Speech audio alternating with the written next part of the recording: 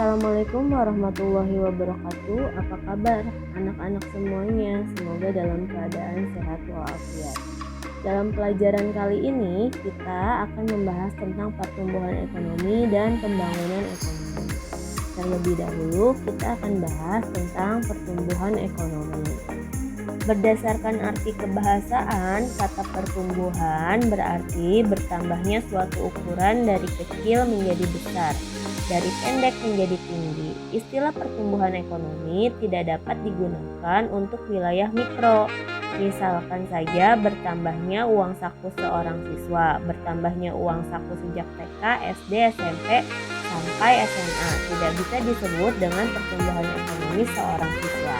Nah, pertumbuhan ekonomi itu sendiri proses naiknya output per kapita dalam jangka panjang atau perubahan tingkat kegiatan ekonomi yang terjadi dari tahun ke tahun. Tolak ukur pertumbuhan ekonomi ialah GNP dan GDP. Kedua tolak ukur ini menghitung total output perekonomian.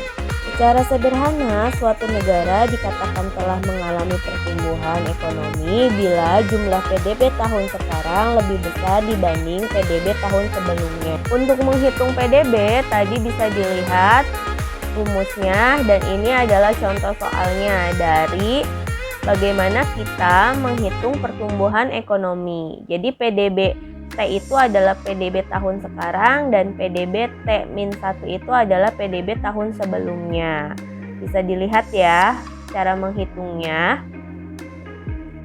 Selanjutnya kita akan membahas tentang teori pertumbuhan ekonomi. Teori yang membahas pertumbuhan ekonomi yang dialami oleh negara. Yang pertama, ada pertumbuhan ekonomi berdasarkan tahap-tahap tertentu atau secara historis. Yang kedua, pertumbuhan ekonomi berdasarkan penyebab-penyebabnya atau secara analitis. Teori pertumbuhan ekonomi historis dimulai dari teori Pericles. Pada tahap pertama, masa berburu dan mengembara. Manusia memenuhi kebutuhannya dengan berburu dan mengembara. Tahap kedua, masa berternak dan bertani. Manusia sudah mulai menetap di suatu tempat. Mereka memenuhi kebutuhan hidup dengan cara berternak dan bertani.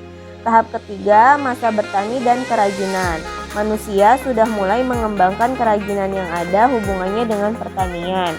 Lalu yang keempat, masa kerajinan industri dan perniagaan. Manusia juga telah melakukan kegiatan industri, mendirikan pabrik-pabrik dan perniagaan atau perdagangan.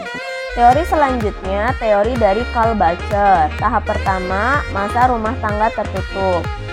Memproduksi untuk memenuhi kebutuhan kelompoknya sendiri. Tahap kedua, masa rumah tangga kota. Timbul pertukaran antar desa yang disebut dengan perdagangan. Yang ketiga, masa rumah tangga bangsa.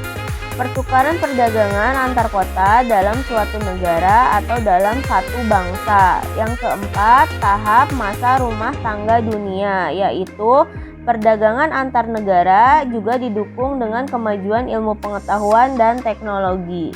Selanjutnya, teori dari Werner Sombart. Tahap pertama, prakapitalisme. Pada masa ini belum dikenal adanya kaum kapitalis atau paham kapitalis. Tahap yang kedua adalah kapitalis madya. Pada masa ini kehidupan sudah mulai dinamis. Tahap yang ketiga, kapitalis raya. Pada masa ini, kehidupan hanya diarahkan untuk mencari keuntungan sebanyak-banyaknya. Dan tahap yang keempat, kapitalis akhir.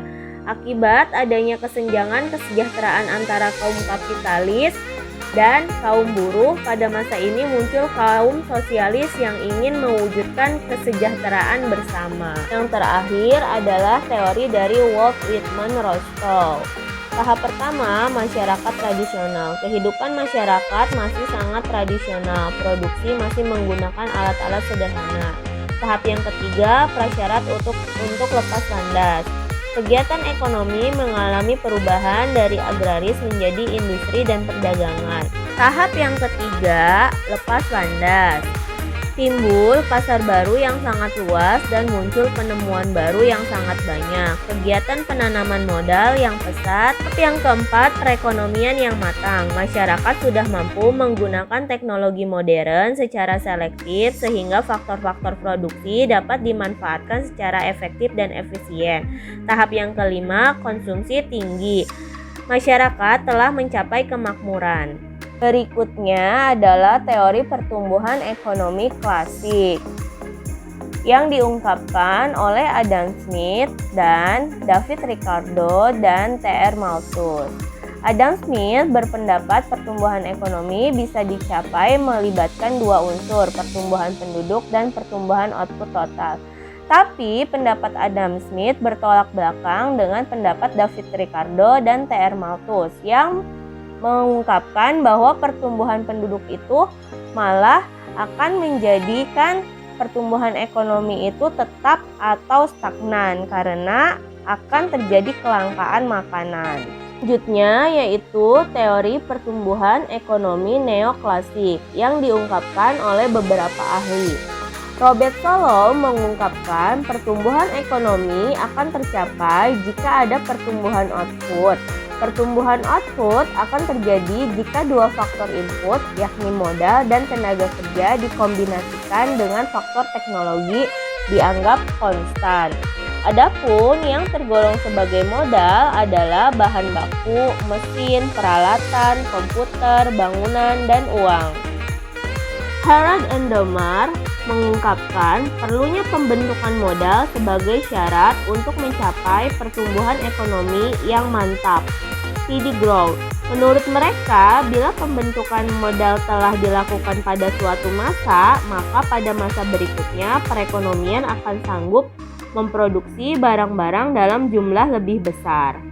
Selanjutnya, pendapat dari Joseph Schumpeter.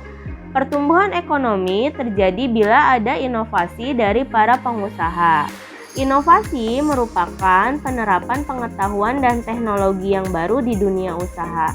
Inovasi memiliki pengaruh diperkenalkannya teknologi baru, menimbulkan keuntungan yang lebih tinggi, menimbulkan imitasi inovasi yaitu peniruan teknologi baru oleh pengusaha-pengusaha lain yang dapat meningkatkan hasil produksi. Ekonomi di suatu negara tidak tetap, bisa naik dan bisa turun. Hal ini karena pendapatan per kapita suatu saat bisa naik tapi di saat lain justru turun. Mengapa demikian? Karena banyak faktor yang bisa mempengaruhinya. Faktor-faktor tersebut diantaranya sumber daya alam, sumber daya manusia, modal, dan teknologi. Sekian pembahasan tentang pertumbuhan ekonomi, semoga bermanfaat. Materi selanjutnya, pembangunan ekonomi, akan dibahas di minggu berikutnya. Tetap semangat walau belajar dari rumah. Jangan lupa jaga kesehatan. Terima kasih.